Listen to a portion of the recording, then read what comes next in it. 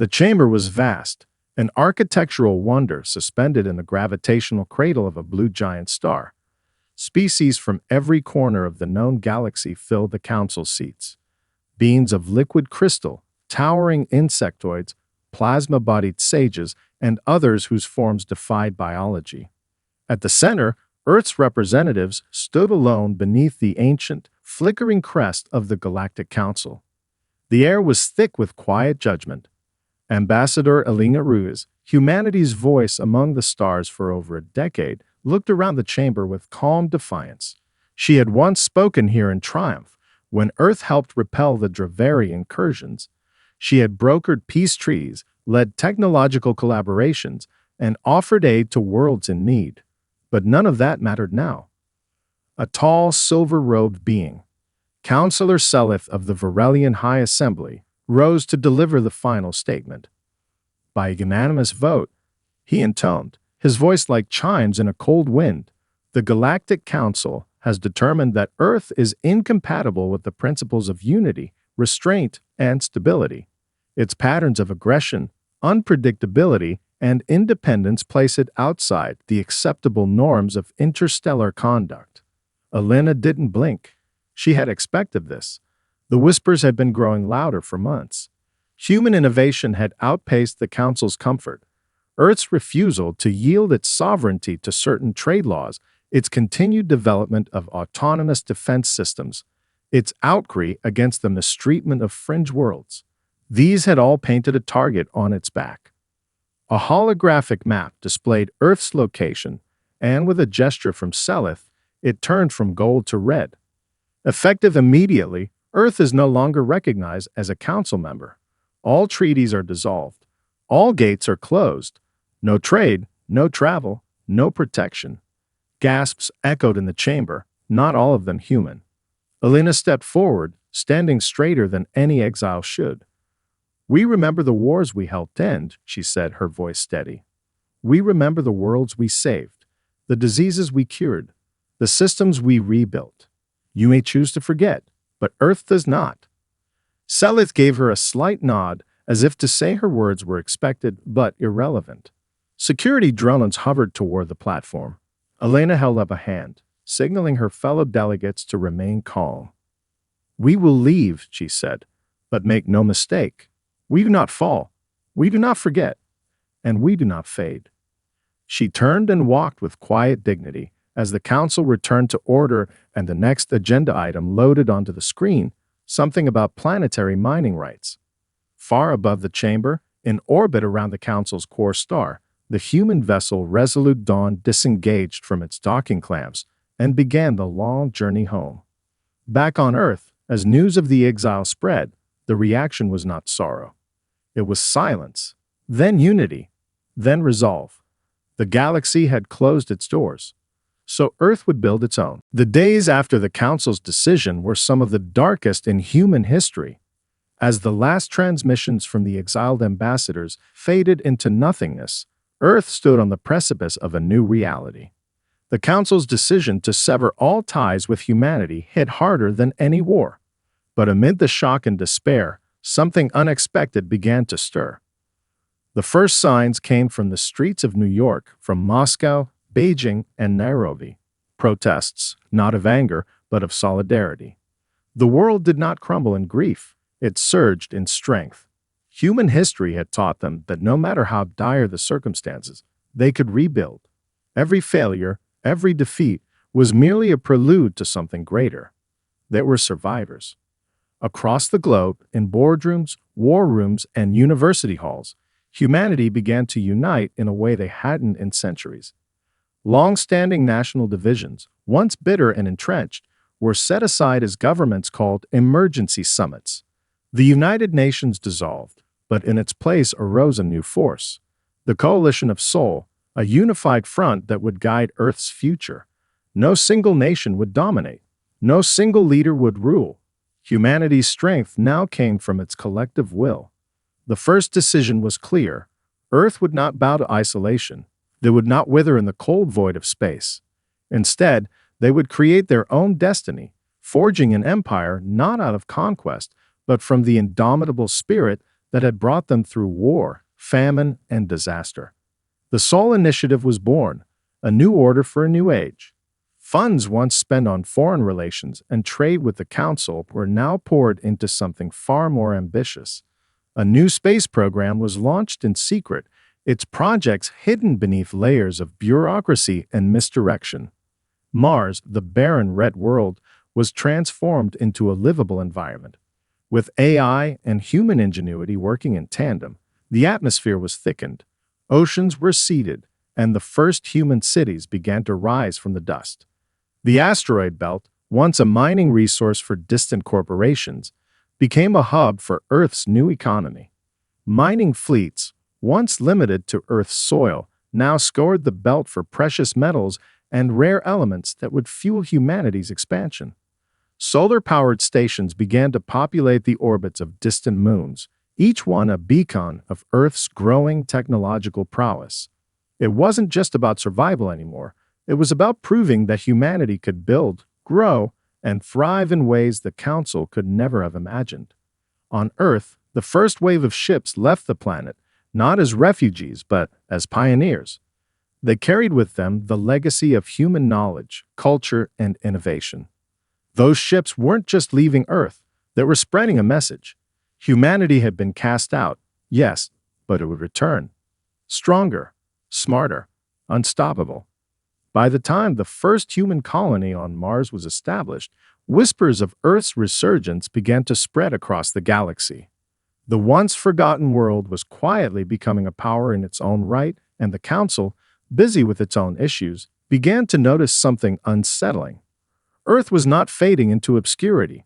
It was rising. And it was only just beginning. It didn't happen overnight, but in the decades that followed, Earth's transformation became undeniable. The Sol Initiative, once a whisper of defiance, became a shadow empire in the making.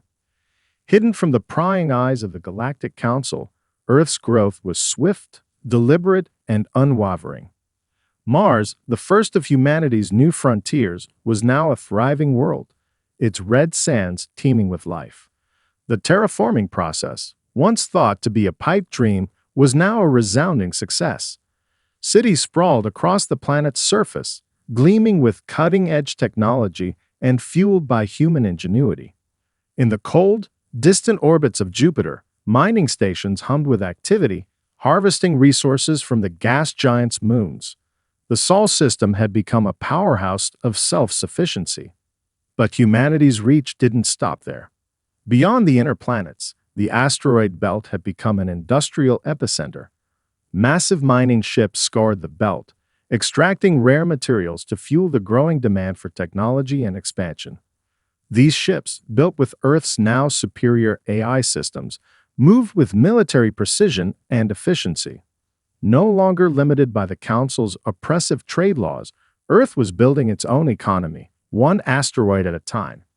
In secret, a fleet of advanced warships was constructed.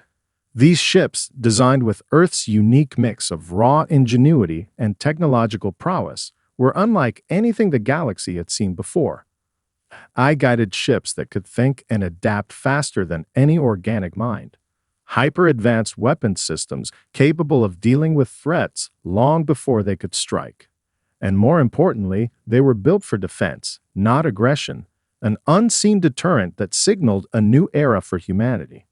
With the success of the Sol Initiative came an influx of refugees, species from across the galaxy, those ignored or mistreated by the Council, began to make their way to Earth's ever-expanding space stations. The Sol system had become a sanctuary, a place where the forgotten could find a home, and where the weak could gain strength. These newcomers weren't just passengers. They were willing participants in humanity's rise. Engineers, scientists, soldiers, and diplomats all flocked to Earth's side, eager to contribute to the growing empire that was shaping the galaxy in its image. The Sol Empire, as it came to be known, was not a monarchy or a dictatorship. It was a federation, a system where each world and each species had a voice, where alliances were formed on equal terms, not by coercion or manipulation. Earth was no longer just a single world. It had become the beacon of a new kind of power, a power born of unity and purpose rather than fear and control. And yet all of this was done under the radar. The Galactic Council, too focused on its own issues, had failed to notice the quiet buildup of humanity's strength. The few who did hear the rumors dismissed them as nothing more than whispers of defiance, not realizing that what they were dealing with was not just a planet recovering from exile, but an empire in the making. And as Earth's fleets began to patrol the far reaches of the Sol system, a message was slowly spreading across the stars. Earth would not be forgotten. For years, Earth's rise was a quiet, almost invisible affair. The Sol Initiative, now the Sol Empire, had become a well-kept secret. Humanity's growing technological prowess and military might were known only to a select few within the empire itself. The rest of the galaxy was focused on its own concerns, wars, political struggles, and the never-ending dance of power. But all of that would change the day a Council exploration ship strayed too close to Sol space. The Zephyr, a Council survey vessel, was sent on a routine mission to explore uncharted space near the Outer Rim. Its crew, experienced and confident, expected the journey to be no more than another standard mission. What they didn't expect was to encounter a force unlike anything they had seen before, a fleet waiting just beyond the orbit of Neptune. The Zephyr was the first to make contact. It was a quiet encounter at first, a simple transmission to request a safe passage. But the response they received was anything but expected. A holographic message appeared, shimmering with clarity, the voice that followed calm but undeniable. "You are trespassing in Sol space." The Council officers aboard the Zephyr stiffened. No other fleet had claimed such vast space before. Not like this. The message continued, "You are free to leave, or you will be escorted. Your choice." The captain of the Zephyr, a veteran of Council space law, scoffed. "We're in neutral territory. You can't enforce any claim here." His words were met with eerie silence, only broken when a massive shadow appeared on the edge of their sensors. The crew's eyes widened in horror as a sleek, human-built warship, its hull reflecting the light of distant stars, slid into view. The ship was unlike any other. Massive, yes, but not bloated with unnecessary ornamentation. It was built for speed, for precision, for intimidation. The Zephyr tried to power up its engines to flee, but it was too late. Another warship appeared beside it, and then another. In a matter of moments, the Zephyr was surrounded by a fleet of advanced human ships, each one far outmatching the Council's best in both technology and strategy. This was not a coincidence. This was no accident.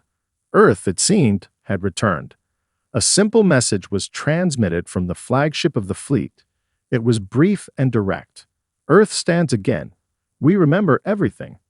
The Council was left speechless. Meanwhile, across the galaxy, as this dramatic event unfolded, whispers began to spread like wildfire. The forgotten world, once cast out, had returned, not as a desperate, isolated species, but as a force in its own right. The Council, caught unaware, began to realize they had made a grave mistake. Earth was no longer the fragile, vulnerable planet they had exiled. It had become something far more powerful, and it was sending a clear message. And humanity was only getting started. The Galactic Council had never faced a more humiliating defeat.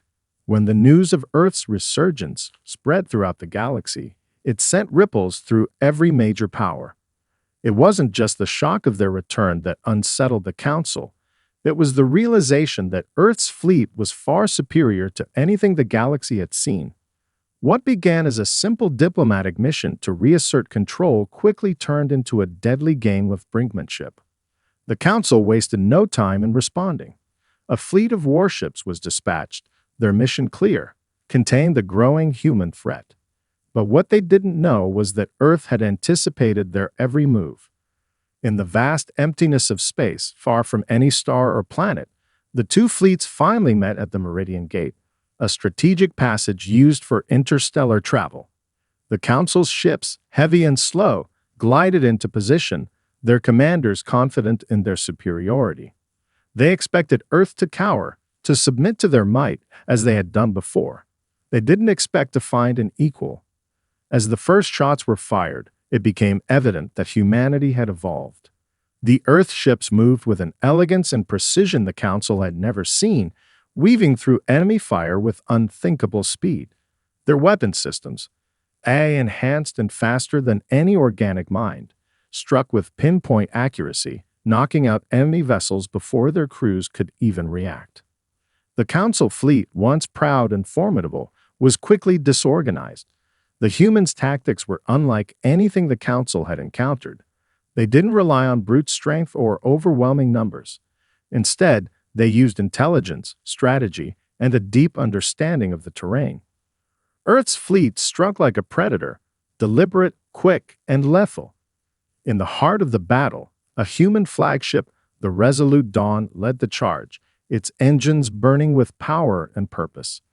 In less than 2 hours, the once mighty Council fleet was in retreat, its ships damaged, scattered, and in disarray. Not a single human vessel had been lost. The victory was absolute, but it wasn't about the destruction. It was the message that echoed across the stars. Earth was no longer a rogue world. It was a power to be reckoned with. As the Council's damaged ships limped away from the Meridian Gate, the human fleet didn't pursue. There was no need for further violence. The point had been made. In the aftermath of the battle, diplomats from the Council were given a simple choice: retreat and accept humanity's terms, or face a future where Earth would rise as a new order in the galaxy. The Council, shaken to its core, knew it had no choice but to yield. They could no longer ignore Earth's might, nor could they continue to operate under the assumption that humanity was a rogue species doomed to fail.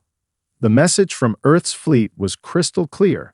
The age of domination by the Council was over. The age of the Sol Empire had begun.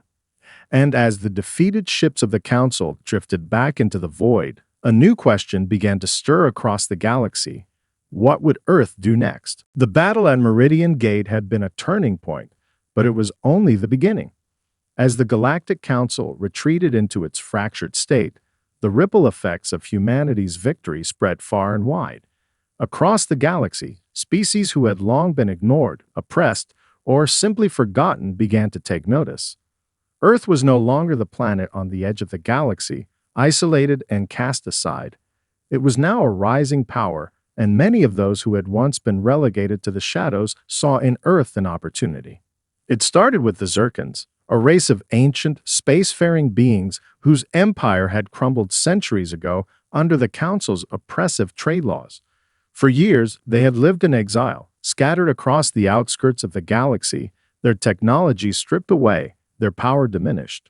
But they had never forgotten what Earth had done in the early days of the Council's formation, how humanity had helped defend their homeworld during the early expansion wars. A fleet of Zircon ships, slow and worn but brimming with potential, made its way towards Sol space. Their arrival was unannounced, but the message they sent was clear. Earth, we stand with you. Other worlds followed. The Drexians, a species of bipedal beings with shimmering, translucent skin, had been subjugated by the Council for centuries, forced into servitude and their resources drained. Their leaders, once too afraid to speak out, now found a new courage in the aftermath of the Council's defeat. With the help of Earth's now advanced communications network, they sent a quiet but urgent message. We offer our support. We will fight alongside you. In the outer reaches of the galaxy, where the Council had always exerted its power with a tight fist, several smaller civilizations found hope in Earth's example. These were worlds that had been exploited for their resources, whose inhabitants had been subjected to the Council's cruel laws. They had been left in the dark corners of space, unable to rise against their oppressors. But now, with Earth's influence spreading like wildfire, these civilizations, such as the Namari, a race of agile, nimble creatures from a desert world, began to reach out. The message was the same from every corner of the galaxy. Join us, and together we will forge a new future. The Sol Empire, now formally recognized as a burgeoning force, responded with open arms. The once forgotten species of the galaxy, those whom the Council had neglected or crushed under its rule, were no longer faceless numbers in a report. They were allies. They were individuals with unique knowledge, expertise, and technologies that could help build the new galactic order Earth envisioned. Humanity's leadership was not based on conquest, but on something far more powerful: unity. They weren't simply creating an empire through force, they were building a federation of worlds, each with a voice, each with a purpose. Every new alliance was an opportunity to share knowledge, culture, and technology. Earth's fleet continued to patrol the Sol system, but it was now accompanied by the fleets of new allies, creating a coalition of power that was more than just military might. The Sol Empire's rise wasn't a solitary affair. It was a rallying cry. And as Earth's influence spread across the galaxy, it became clear. The Council was no longer the center of galactic power. The future belonged to a new alliance, a new order, one forged in the wake of humanity's defiance. The Galactic Council had been bruised, humiliated, and forced into retreat, but it was not a power to be easily ignored. Behind closed doors, the leaders of the most influential species began to plot. Earth's rise had disrupted their carefully constructed order, and they couldn't afford to allow the Sol Empire to continue expanding unchecked. But their response had to be swift, decisive, and, most importantly, coordinated. The first stage of the Council's plan came in the form of economic sanctions. A galaxy-wide embargo was declared, meant to cripple Earth's growing economy and limit the resources available to the Sol Empire. The Council believed that without access to rare minerals, trade routes, and external supply lines, humanity would falter. They underestimated Earth's self-sufficiency and its ability to adapt. The second stage was far more aggressive. A coalition of the Council's most powerful military forces, including the feared Vash fleet, a race of insectoid beings known for their relentless hunger for conquest, was assembled. Their mission: to reclaim the Meridian Gate and force the Sol Empire back into its place. The Council had learned that they couldn't simply isolate Earth. They had to crush its military might, cut off its expanding alliances, and restore their own dominance. The assault came quickly and without warning. A full-scale invasion force, led by the Vash, arrived at the borders of Sol space. The fleet was massive, dwarfing anything Earth had ever faced. The Council believed their overwhelming numbers and superior firepower would be enough to intimidate humanity into submission. But they had failed to account for Earth's resilience. Humanity's ships, sleek and agile, had been evolving. Their warships had been designed not only for combat, but for adaptation. The AI systems guiding each vessel had learned from every battle, every skirmish, every engagement, growing smarter and more efficient. As the Vash fleet moved to engage, the humans fought not just with advanced technology, but with a level of tactical brilliance that the Council had not expected. The battle at the Outer Rim was catastrophic for the Council. The Vash fleet, though powerful, was unprepared for the guerrilla-style tactics that Earth had perfected. Human warships darted in and out of the fray, targeting weak points, exploiting the vulnerabilities of the insectoid ships. The battle was intense, but the Council's forces quickly realized that Earth's military was far more advanced than they had ever imagined. But the fight wasn't over. A new wave of Council forces entered the fray, including the Drazari, a race of energy beings capable of manipulating matter itself. These beings were capable of turning the tide of a battle with their raw power, and they were the Council's last hope. As they entered the battlefield, their energy waves lit up the dark void of space, pulsing with destructive potential. The Sol fleet responded with a new weapon, a secret project developed in the quietest corners of Earth's defense network, the Aegis Cannon, a planetary defense system designed to channel solar energy into concentrated beams capable of disabling entire fleets. In an instant, the Drazari energy beings were forced to retreat, their bodies unable to withstand the focused bursts of power. The Council's last-ditch effort to crush Earth had failed. In the aftermath, the galaxy held its breath. The Council, once the governing body of the galaxy, was now left reeling from its repeated failures. Earth's position was now firmly established, not as a rogue planet, but as the undeniable center of a new galactic order. It wasn't just a military victory, it was a statement, a promise that the days of the Council's dominion over the galaxy were over. The Sol Empire had risen, and it was not going to back down. The aftermath of the Council's defeat at the hands of the Sol Empire was nothing short of revolutionary. The once feared governing body, which had dominated galactic affairs for centuries, was now a shadow of its former self. Its fleets had been shattered, its authority questioned, and its legitimacy all but destroyed.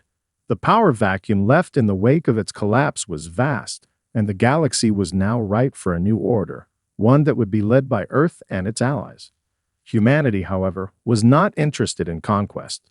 Instead of seizing absolute control, Earth chose to create something far more enduring, a federation of civilizations united not by fear, but by the shared principles of freedom, equality, and cooperation. The Sol Empire had not only emerged victorious from its struggle, but had become a beacon of hope for those who had been oppressed under the Council's iron grip. The Council's former allies, those who had once benefited from the status quo, found themselves on the defensive. Some chose to join Earth's growing federation, realizing that the old ways could no longer sustain the galaxy. Others, the most entrenched in their power, began to form coalitions of their own, unwilling to relinquish their hold over their territories. But their resistance was futile. As Earth expanded its influence, the galaxy began to see the undeniable truth. The old ways were fading, and the future was in the hands of those who believed in progress and unity. The Sol Empire's first official act was the Treaty of Meridian, signed in the very system where the final battle had taken place. The treaty was a document of profound significance, marking the birth of a new era. Representatives from all corners of the galaxy, species that had once been oppressed by the Council, former allies of the Council, and even neutral worlds, gathered to witness the historic event. The treaty established the Galactic Unity Alliance, a cooperative body where every species, every world, would have a voice, a vote, and the right to shape the future of the galaxy. It was not a perfect peace, but it was a peace that held the promise of cooperation and mutual respect. Earth, now recognized as the center of this new alliance, had set the stage for a future where no species would ever be marginalized again. The Sol Empire's leadership was not one of domination, but of stewardship, a guiding force that would ensure the stability and prosperity of all who joined the new federation. As Earth's fleets patrolled the far reaches of the galaxy, the stars themselves seemed to shine a little brighter. Humanity had not only fought for its own survival, but had fought to reshape the future for everyone, regardless of their origin. The galaxy was no longer a place of fractured empires and endless war. It had become a place of possibility, where the lessons of the past could be learned from, and where the hope of a better future could finally take root. The Sol Empire had risen, not with the brutality of conquest, but with the strength of unity and vision. And with that rise came the promise of a new dawn for the galaxy, a dawn where the mistakes of the past would never be repeated. Humanity had been cast out, but they had returned as something far greater, the heart of a united galaxy, an empire not of dominance, but of hope.